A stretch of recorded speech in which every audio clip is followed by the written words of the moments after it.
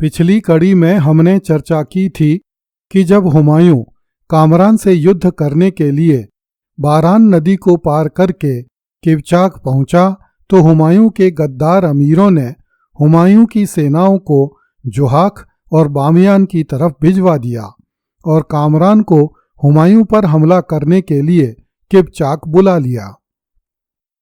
एक किसान ने हुमायूं को सूचना दी कि कामरान अपनी सेना लेकर तेजी से किवचाक की तरफ बढ़ रहा है, तो हुमायूं की आंखें खुलीं। हुमायूं ने आनन फानन में कामरान से युद्ध की तैयारी की, किंतु उसके गद्दार अमीरों ने हुमायूं को युद्ध के मैदान में जीवित ही पकड़कर कामरान को सौंपने की तैयारी की। यद्यपि इतिहासकारों ने हुमायूं पर आलसी, अदूरदर्शी तथा विलासी होने के आरोप बार बार लगाए हैं, तथापि इतिहास इस बात का साक्षी है कि हुमायूं की असफलताओं का कारण ये दुर्गुण नहीं थे, अपितु उसमें अन्य मुगल शहजादों की अपेक्षा दया भाव अधिक था। इसलिए वह अपने ही लोगों से धोखा खाता था और पराजय का मुख देखा करता था।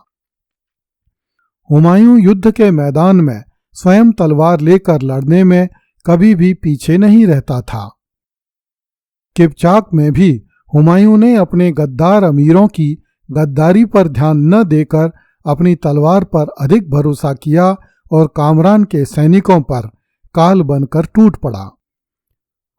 हुमायूं के स्वामी भक्त अमीरों और सैनिकों ने भी अपने रहम दिल बादशाह के लिए अपने प्राण न्यौछावर करने का निश्चय किया।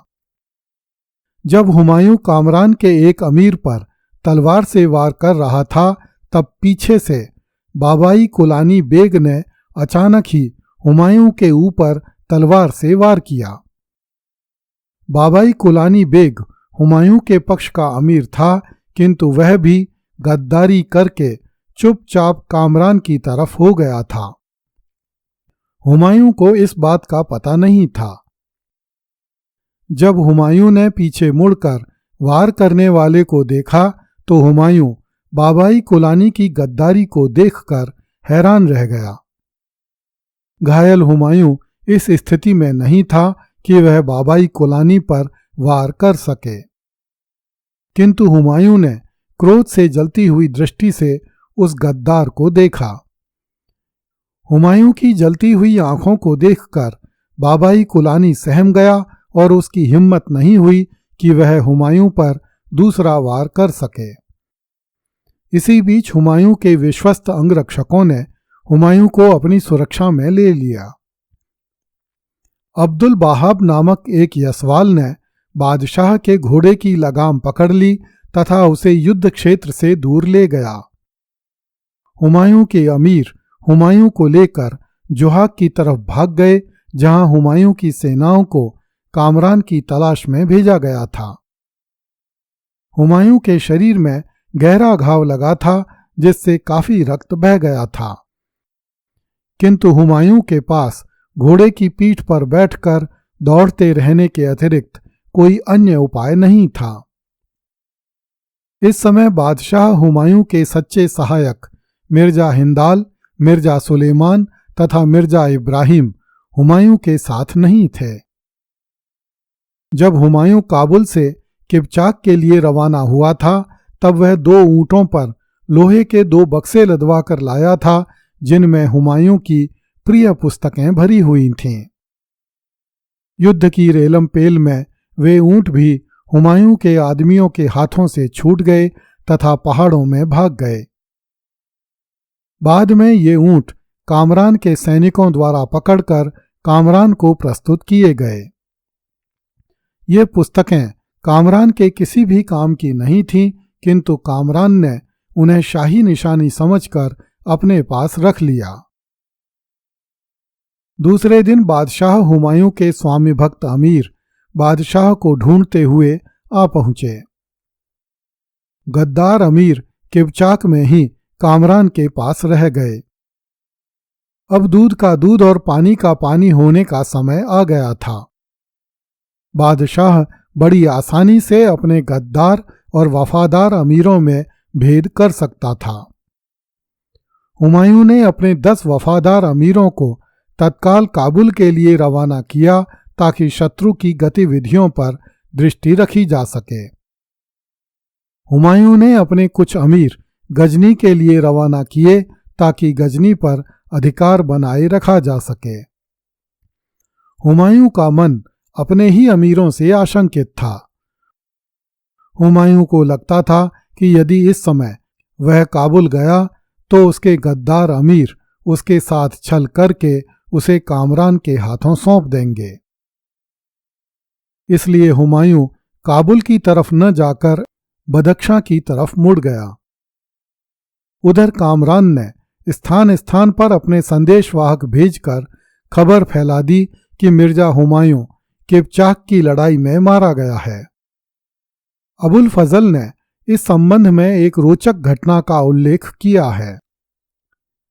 वह लिखता है कि एक दिन जब हुमायूं बंगी नदी के किनारे पहुंचा तो वहां उसे एक आदमी मिला जिसने दूर से ही चिल्लाकर हुमायूं से पूछा कि क्या तुझे बादशाह के बारे में कुछ पता है। हुमायूं ने उससे पूछा कि तू कौन है। उस आदमी ने जवाब दिया कि मुझे साल औरंग के नजरी ने बादशाह की खबर लाने के लिए भेजा है। हम लोगों में यह खबर है कि बादशाह लड़ाई में घायल हो गया था, उसके बाद उसे किसी ने नहीं देखा। मिर्जा कामरान के लोगों को हुमायूं का जिब्बा मिला है जो उसने युद्ध के समय में पहन रखा था। उस जिब्बे के मिलने पर कामरान ने अपने लोगों को बड़ी बड़ी दावतें दी हैं। उस आदमी की यह बात सुनकर हुमायूं ने उसे अपने पास बुलाया तथा उसे अपना परिचय देकर कहा कि तुम अपने लोगों को हमारे बारे में जाकर अच्छी खबर सुनाओ। उधर मिर्जा हिंदाल, मिर्जा सुलेमान तथा मिर्जा इब्राहिम हुमायूं को ढूंढ रहे थे। अंततः उन्हें हुमायूं के बारे में समाचार मिल गए। जब हुमायूं खंजान नामक गांव में ठहरा हुआ था तब मिर्जा हिंदाल हुमायूं को ढूंढता हुआ वहीं आ गया। कुछ दिन बाद जब हुमायूं का डेरा अंदराब में लगा हुआ था तब मिर्जा सुलेमान और उसका पुत्र मिर्जा इब्राहिम भी वहीं आ पहुंचे। इनके आ जाने से हुमायूं में आशा का नवीन संचार हुआ। उधर कामरान को युद्ध क्षेत्र से हुमायूं के गायब हो जाने की जानकारी मिलने पर बड़ा आश्चर्य हुआ। उसने अपने आदमियों को हुमायूं की खोज में भिजवाया, किंतु वे हुमायूं को नहीं ढूंढ सके। किंतु उन्होंने हुमायूं का जिब्बा कामरान के सामने प्रस्तुत किया जो उन्हें जंगल में पड़ा हुआ मिला था। इस जिब्बे को देखकर कामरान को विश्वास हो गया कि हुमायूं मर गया है। जिब्बा संभवतः उस बख्तरबंद को कहते थे जो युद्ध क्षेत्र में सैनिकों एवं सेनापतियों द्वारा धारण किया जाता था। जब कामरान को विश्वास हो गया कि हुमायूं युद्ध क्षेत्र में घायल होकर मारा गया है तो कामरान ने युद्ध क्षेत्र में पकड़े गए हुमायूं के पक्ष के कुछ अमीरों को रस्सियों में बंधवाकर अपने सामने बुलवाया।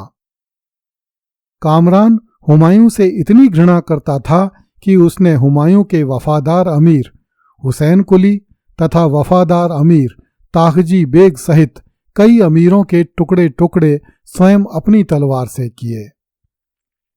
ये वे अमीर थे जिनके कंधों पर मुगलिया सल्तनत टिकी हुई थी, किंतु घमंडी एवं दुष्ट हृदय कामरान उन अमीरों को अपने हाथों से मार रहा था। कामरान ने युद्ध क्षेत्र में हुमायूं की पीठ पर छल से वार करने वाले अमीर बाबाई कुलावी का बड़ा सम्मान किया तथा उसे हुमायूं को ढूंढने का काम सौंपा गया। इसके बाद कामरान ने काबुल की तरफ प्रस्थान किया तथा काबुल को घेर लिया। अबुल फजल के अनुसार इस समय हुमायूं का अल्पवयस्क पुत्र अकबर काबुल की रक्षा कर रहा था और कासिम खां बरलास अकबर की सेवा में था। कामरान ने कासिम खां बरलास को अपनी तरफ मिलाने का प्रयास किया, किंतु कासिम खां बरलास नहीं माना। इस पर कामरान ने हुमायूं का जिब्बा कासिम खां बरलास के पास भिजवाया तथा उससे कहलवाया कि हुमायूं तो मर गया है, अब तो किसके लिए काबुल की रक्षा कर रहा है। हुमायूं के जिब्बे को देखकर बरलास को कामरान की बात का विश्वास हो गया और उसने काबुल का दुर्ग कामरान को सौंप दिया। कामरान ने दुर्ग में घुसकर हुमायूं के पूरे परिवार को बंदी बना लिया। 7 साल का अकबर भी रस्सियों में बांधकर जेल में पटक दिया गया। अगली कड़ी में देखिए, हुमायूं के डर से कामरान बाल मुंडवाकर दरवेश बन गया। कृपया इस चैनल को लाइक, सब्सक्राइब एवं शेयर करें। धन्यवाद।